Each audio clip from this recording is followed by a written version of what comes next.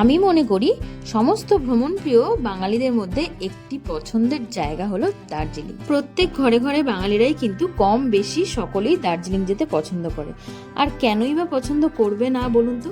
কারণ আমাদের পশ্চিমবঙ্গের মধ্যেই এত সুন্দর একটা জায়গা যেখানে রয়েছে, যেখানে আমরা একদম কম সময়ে কম খরচে কিন্তু চলে যেতে পারি আর এই সুন্দর সুন্দর দৃশ্য উপভোগ করতে পারি।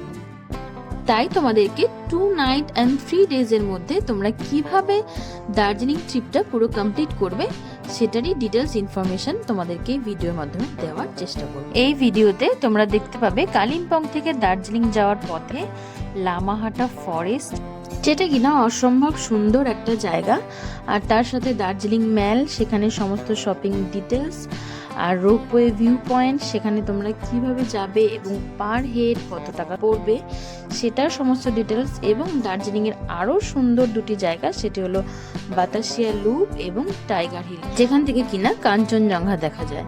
এছাড়াও দার্জিলিংয়ের আরও কিছু সুন্দর সুন্দর এরকম পাইন ফরেস্ট, আর দার্জিলিংয়ের ফেমাস টি গার্ডেন সেটা হলো গোপালধারা টি গার্ডেন, এবং নেপাল বর্ডার, নেপালে যাওয়ার সমস্ত ডিটেলস, কিভাবে তোমরা যেতে পারবে, আর মিরিক লেক, এগুলো ছাড়াও আরও খুঁটিনাটি সমস্ত ডিটেলস আমি তোমাদেরকে দেওয়ার চেষ্টা করব। তো চলো দেরি না করে শুরু করা যাক। चलते मेरे ये गीत याद रखना, कभी अलविदा ना कहना, कभी अलविदा ना कहना। তো এখান থেকে আমাদের শুরু হলো কালিম্পং থেকে দার্জিলিং যাওয়ার যাত্রা। এর আগের একটা ভিডিওতে আমি কলকাতা থেকে কালিম্পং এর যাত্রাপথ এবং কালিম্পং এর সমস্ত ভিজিটিং প্লেস, সেগুলো সমস্ত ডিটেলস ভিডিওতে আমি করে রেখেছি। তো তোমরা যদি সেগুলো দেখতে চাও, ডেসক্রিপশনে আমি লিংক দিয়ে রাখলাম, সেটাও তোমরা গিয়ে দেখতে পারো। দার্জিলিং যেহেতু এমনিতেই ভীষণই সুন্দর একটা জায়গা, তো দার্জিলিং যাওয়ার পথে দুধারে এরকম সুন্দর সুন্দর সাইট সিন তো তোমরা দেখতে পাবেই। এছাড়াও এরকম সুন্দর অনেক ভিজিটিং প্লেস আছে যেগুলো দেখে মন ভালো হয়ে যাওয়ার মতন। তোমরা যদি পার্সোনাল কার রেন্ট নিয়ে যাও তাহলে কিন্তু তোমরা নিজেদের ইচ্ছে মতন সেখানে স্টে করতে পারো। তো আমরাও সেখানে কিছুক্ষণ স্টে করলাম, এরকম সুন্দর সুন্দর কিছু ফটো ক্লিক করলাম, তারপর ওখান থেকে আবার রওনা দিলাম লামাহাটা ফরেস্টের উদ্দেশ্যে। তো এই যে আমরা লামাহাটা ফরেস্টে পৌঁছে গেলাম, কিন্তু এই ফরেস্টটারও কিন্তু আলাদা করে একটা নিজস্ব সৌন্দর্য রয়েছে। তোমরা যদি কেউ মনে করো যে দার্জিলিংয়ে যাবে না, শুধুমাত্র এই লামাহাটাটা ঘুরতে যাও, তাহলেও কিন্তু তোমরা এখানে স্টে করতে পারো। এই লামাহাটা ফরেস্টের আশেপাশেও প্রচুর ট্যুরিস্টদের থাকার জন্য বিভিন্ন রকম হোটেল রয়েছে, আর এটা ছাড়াও এর আশেপাশে বিভিন্ন ছোট ছোট অনেক ঘোরার মতন জায়গা রয়েছে যেগুলো তোমরা ঘুরে দেখতে পারো। আমার তো পার্সোনালি এই জায়গাটা ভীষণ পছন্দ হয়েছে, ভীষণ শান্তির একটা জায়গা। তারপর ওখান থেকে আমরা একদম ডিরেক্ট চলে গেলাম দার্জিলিং হোটেল। আমরা যেহেতু কালিম্পং থেকে সকাল সকাল রওনা দিয়েছিলাম, তাই আমরা সমস্ত ভিজিটিং প্লেসগুলো রাস্তায় যেগুলো পড়ে সেগুলো সমস্ত কিছু দেখে নিয়ে আমরা হোটেলে চলে আসলাম। হোটেলে আসার পর আমরা কিছুক্ষণ রেস্ট নিয়ে ফ্রেশ হয়ে আবার আমরা বেরিয়ে পড়লাম দার্জিলিং ম্যালটা ঘোরার জন্য। তো এই যে দার্জিলিং ম্যালটা যেখানে, সেটা ভীষণ বড় একটা জায়গা। তো এখানে বিকেলবেলা সন্ধ্যাবেলা করে অনেকেই আসে, এখানে বসে আড্ডা মারে, ভীষণ সুন্দর একটা জায়গা এটাও। আর আমাদের যেহেতু হোটেলটা দার্জিলিং ম্যালের একদম কাছেই ছিল, তো আমাদের ওখানে যেতে অসুবিধা হয়নি, তাই আমরা বিকেলবেলায় বেরিয়ে পড়েছিলাম।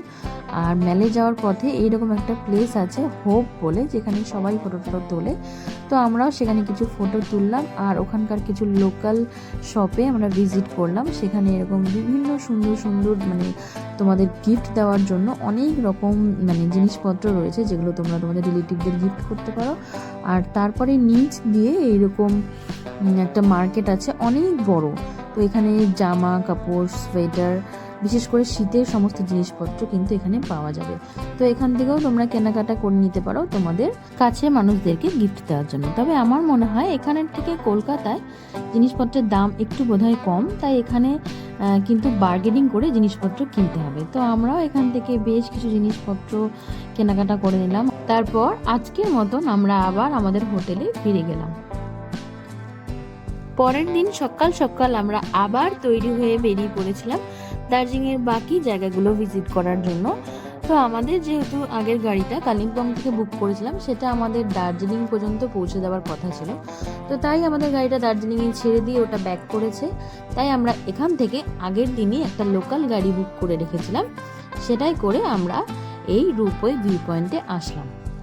তোমরাও কিন্তু এরকম আগের দিনই গাড়ি বুক করে নেবে। দার্জিলিং ম্যালের কাছে প্রচুর গাড়ি থাকে, সেখান থেকে তোমরা এগুলো বুক করে নিতে পারো।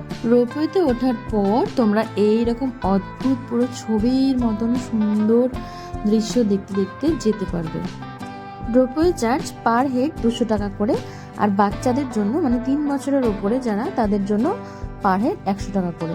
তো এই টিকিটটা তোমাদের কিন্তু রোপওয়েতে ওঠার আগে টিকিটটা কেটে নিতে হবে।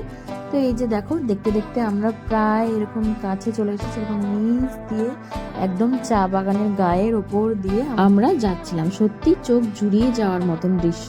তো তোমরা যারাই দার্জিলিং এ আসবে তারাই কিন্তু একবার অবশ্যই এই রোপওয়েটা ট্রাই করতে পারো। ওখান থেকে নামার পর আমরা এইরকম একটা জায়গায় এসে পৌঁছালাম, যেটা এরকম সুন্দর একটা পার্ক মতন করা, আর বিভিন্ন রকম ফুল গাছও ভর্তি। আর এই যে বসার জায়গাগুলো দেখতে পাচ্ছ, এখানে বসে সামনে শুধু দেখতে পাবে সবুজ আর সবুজ, পাহাড় আর পাহাড়, যেখানে বসে তুমি সারাটা দিন কিন্তু কাটিয়ে দিতে পারো। তারপর ওখান থেকে ফেরার পর আমরা ভিজিট করলাম টেনজিং রক, যেখানে দেবের টনিক মুভিটা শুটিং হয়েছিল। আমরা কিন্তু এখানে আর উঠিনি, কারণ আমাদের রোপওয়ের টিকিটের লাইনে অলরেডি অনেকটা দেরি হয়ে গিয়েছিল। তো এটাও যদি আমরা করতে যাই তো সেখানে আমাদের আরও কিছুটা সময় লেগে যাবে। তাই আমরা ওটা স্কিপ করে বেরিয়ে পড়লাম দার্জিলিংয়ের আরও একটি ভীষণ সুন্দর ফেমাস ঘোরার জায়গা, সেটা হলো বাতাসিয়া লুপ। যারা দার্জিলিংয়ে এসেছো তারা তো জানোই বাতাসিয়া লুপটা দার্জিলিংয়ের মধ্যে কত সুন্দর একটা জায়গা। আর যারা দার্জিলিংয়ে আসবে বলে ভাবছো, তোমরা কিন্তু অবশ্যই এই জায়গাটা ভিজিট করো, এটা কিন্তু মিস করো না। তো আমরাও যেহেতু সকাল থেকে ঘুরছি বিভিন্ন জায়গায়, তো আমার শরীরটা একটু খারাপ করে যাওয়াতে আমি দেখতেই পাচ্ছ ওআরএস খেতে খেতেও কিন্তু ভিডিও বানানো বন্ধ করিনি। আমরা যেহেতু সবাই জানুয়ারিতে ঘুরতে গিয়েছিলাম, তাই আর ঠান্ডায় আমরা সবাই ভীষণ কাবু হয়ে গিয়েছিলাম। আর এই যে সেই ফেমাস জায়গা যেখানে সবাই দার্জিলিংয়ে আসলেই ফটো দেয়, মাস্ট আই লাভ দার্জিলিং। এখানে আসার পর আমিও এটা বলতে বাধ্য হলাম, আই লাভ দার্জিলিং।